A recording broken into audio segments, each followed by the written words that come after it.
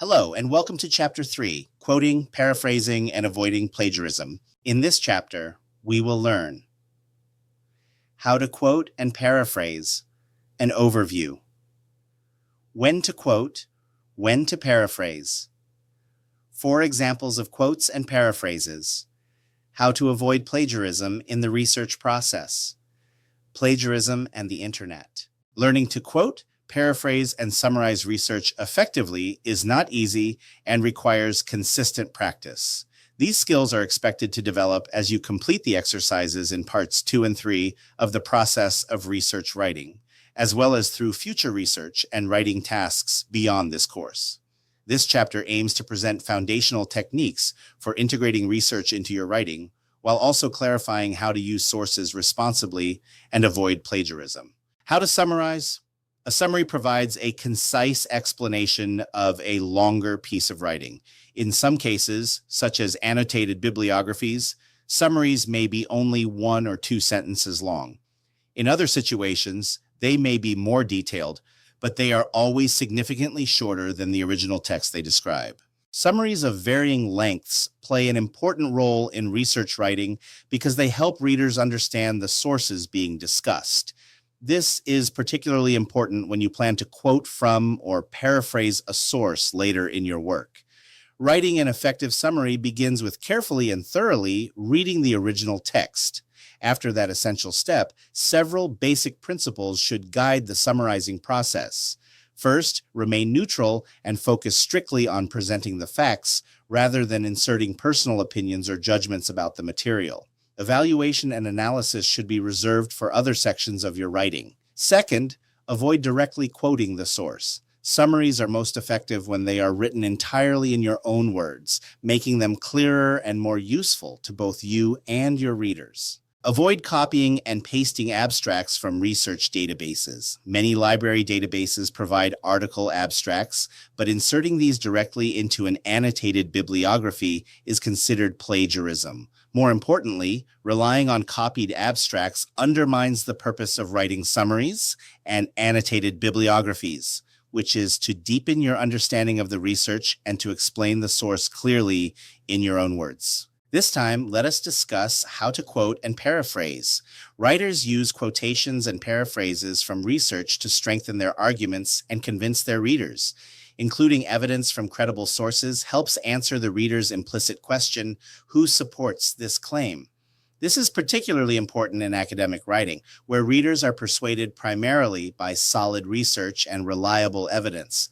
For instance, an article discussing a new cancer treatment in a medical journal is most convincing when it presents data, studies, and statistical findings that demonstrate the drug's effectiveness.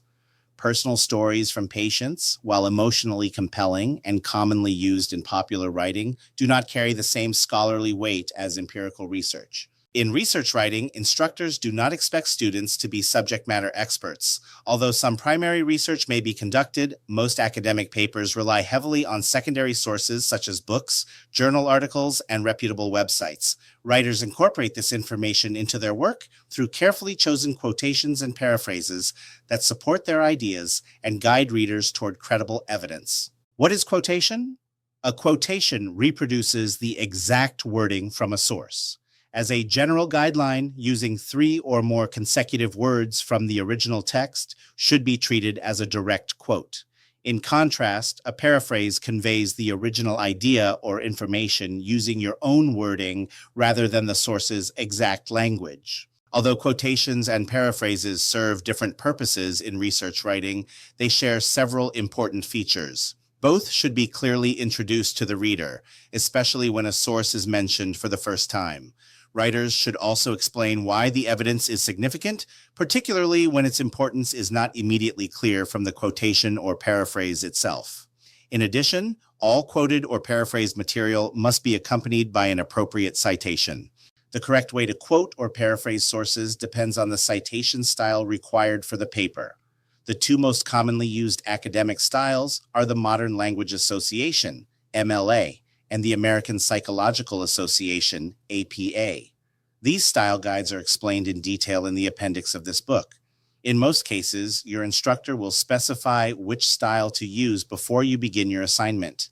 If not, it is important to ask for clarification. The true skill in research writing lies in knowing how to use quotations and paraphrases effectively to support an argument. While formal rules are established by the citation style being used, such as MLA or APA, there are also general guidelines and practical advice that come from instructors, peers, and experience. Ultimately, deciding whether to quote or paraphrase depends on the specific writing situation and the impact the writer wants to create. Developing good judgment about when to use each approach takes time, practice, and continued exposure to research writing. In general, quotations are most effective in certain situations. First, a direct quote should be used when the precise wording of a source is essential to the argument, particularly when the author uses technical terms or carefully chosen language. Second, quoting is appropriate when you strongly agree with an author's statement and want to preserve their exact phrasing to emphasize that agreement. Third, direct quotations can also be useful when expressing disagreement, as they allow you to clearly show the specific wording or idea you are challenging. This approach is especially helpful when presenting opposing or contrasting viewpoints in research writing. Paraphrasing is generally the better choice in several situations. First, if there is no clear need to preserve an author's exact wording, paraphrasing allows you to present the evidence more smoothly and in your own voice. Second, paraphrasing is especially useful when you need to explain, interpret, or expand on a piece of evidence, as is often the case in analytical or critical writing. Finally, paraphrasing helps maintain balance in your paper. Overusing direct quotations can make writing feel choppy or difficult to read, so paraphrases can improve flow and readability while still accurately representing the source. Tips for quoting and paraphrasing, as discussed in the book of Dr. Stephen Krauss. Introduce your quotes and paraphrases to your reader, especially on first reference. Explain the significance of the quote or paraphrase to your reader. Cite your quote or paraphrase properly according to the rules of style you are following in your essay. Quote when the exact words are important, when you want to highlight your agreement or your disagreement. Paraphrase when the exact words aren't important, when you want to explain the point of your evidence, or when you need to balance the direct quotes in your writing. Let us look at the examples in your book. In your case, look at the reading materials attached in ULMS for Chapter 3 lecture. You will find the examples given by Dr. Krauss. He started with a bad example using the MLA standard format in text citation and referencing. There are many positive effects for advertising prescription drugs on television. Open quotation mark. African American physicians regard direct-to-consumer advertising of prescription medicines as one way to educate minority patients about needed treatment and healthcare options, close quotation mark, and the cited source is Wexler Internet.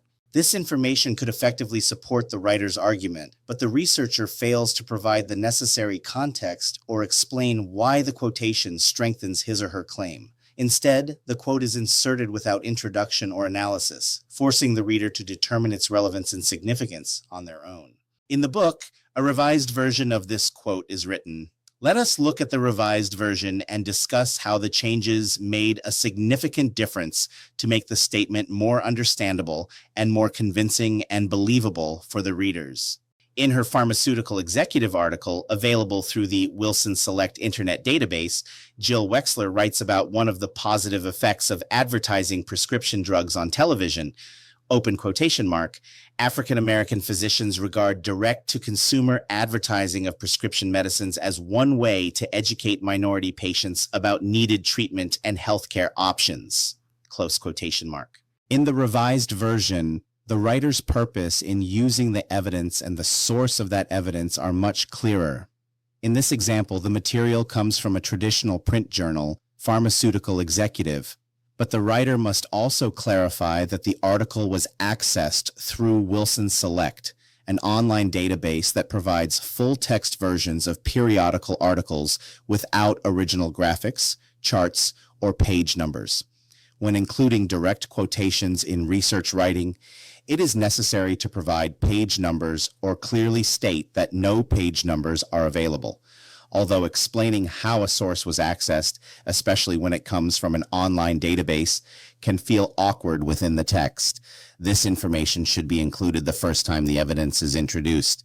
Please look at the examples in your reading material so you will be familiar with the different styles of quoting or paraphrasing using either MLA or APA standard formats. Although there are many available formats in proper quotation and citations, most universities around the world prefer to use the MLA and APA styles because it is clear and easy. Obviously, you will not be able to master the skills of proper quotation, paraphrasing, in-text citations, and referencing overnight. However, you will be more familiar with the format faster if you keep on practicing. The value and importance of proper quotation and paraphrasing leads us to our main agenda in this chapter, which is to avoid plagiarism, a very serious academic crime. Plagiarism occurs when someone uses another person's ideas or written work without proper acknowledgement. Although it may not seem as concrete as crimes like theft or burglary, plagiarism is still a form of stealing. In academic settings, it is treated very seriously because original ideas, research, and creative work are highly valued. Most institutions enforce strict policies against plagiarism, and the consequences can be severe, ranging from a failing grade on the assignment or the course to possible expulsion from the school. Many people are unaware that plagiarism can occur in several different ways. The most obvious and intentional form involves submitting work written by someone else as your own, copying text directly from a book, magazine, or journal, or downloading essays from the internet. A more common and often misunderstood issue is accidental plagiarism. This occurs when writers incorrectly paraphrase, summarize, quote, or cite sources in their academic work. In most cases, accidental plagiarism happens because writers are unfamiliar with proper citation rules or fail to apply them correctly. Both intentional and unintentional plagiarism are violations of academic standards and can lead to serious consequences. While lack of knowledge may explain how plagiarism occurs, it does not excuse it, and writers are still responsible for following the rules of proper citation. The golden rule of avoiding plagiarism: always cite your sources. And if you are unsure as to whether you should or should not cite a particular claim or reference, you should probably cite your source anyway. Students are often uncertain about whether a source needs to be cited, especially when they believe the information is common knowledge or when they are unsure of where the information originally came from. When there is any doubt about whether a citation is necessary, it is best to cite the source to ensure proper credit is given. Because information on the internet is so easy to access, some writers mistakenly assume that it does not need to be cited. Since online sources are not always traditional materials like books or academic journals and are often available for free, it can seem acceptable to simply copy and paste content into a paper. This assumption is incorrect. Sources found on the internet must be cited just as carefully as books, journals, or other academic materials. Failing to do so constitutes plagiarism, plain and simple. The fact that information is freely accessible online does not remove the responsibility to give proper credit, just as library resources that are freely available still require citation. The same principle applies to images found on the web. Graphics and images are generally protected by copyright laws, and taking them, especially from commercial websites, can result in legal consequences. While some websites offer images or clip art for public use, writers must confirm that the site explicitly allows this before using such materials. In summary, online sources may be used in academic work as long as they are properly cited and not plagiarized. Images should only be used when it is clear they are in the public domain or explicitly free for use. Let us summarize today's lecture and discuss the key takeaways. First, effective research writing requires the ability to summarize, quote, and paraphrase sources accurately and ethically. Summarizing involves presenting the main ideas of a longer text in a concise form, always much shorter than the original and written entirely in the writer's own words. Summaries are essential for helping readers understand the sources being discussed, especially before quoting or paraphrasing them. Good summaries remain neutral, focus on facts rather than opinions, and are based on careful and thorough reading of the original text. copying abstracts from databases undermines learning and constitutes plagiarism because it avoids genuine engagement with the research. Second, quoting and paraphrasing are key tools for supporting arguments and persuading academic readers who value credible evidence over emotional appeals. A quotation reproduces an author's exact words and should be used when precise language, technical terms, agreement, or disagreement needs to be emphasized. Paraphrasing restates an idea in the writer's own words and is generally preferred when exact wording is not essential, when deeper explanation is needed, or when maintaining balance and flow in writing. Both quotes and paraphrases must be clearly introduced, explained for relevance, and properly cited according to the required style guide, most commonly MLA or APA. Third, plagiarism, whether intentional or accidental, is the uncredited use of another person's ideas or words, and is considered a serious academic offense. Intentional plagiarism includes submitting someone else's work as one's own, while accidental plagiarism often results from poor paraphrasing, summarizing, quoting, or citation practices. Regardless of intent, plagiarism can lead to severe academic penalties. When unsure whether information qualifies as common knowledge, writers should always err on the side of citation. Finally, sources from the internet must be treated with the same academic responsibility as books and journals. Freely accessible online content still requires proper citation, and copying text or images without permission or acknowledgement constitutes plagiarism or even legal violation. Writers may use online evidence and images only when they are properly cited and clearly permitted for use. Overall, ethical research writing depends on understanding sources, crediting them correctly, and integrating evidence thoughtfully and responsibly. Thank you for listening, and I hope you enjoyed this chapter's lecture. See you in class soon.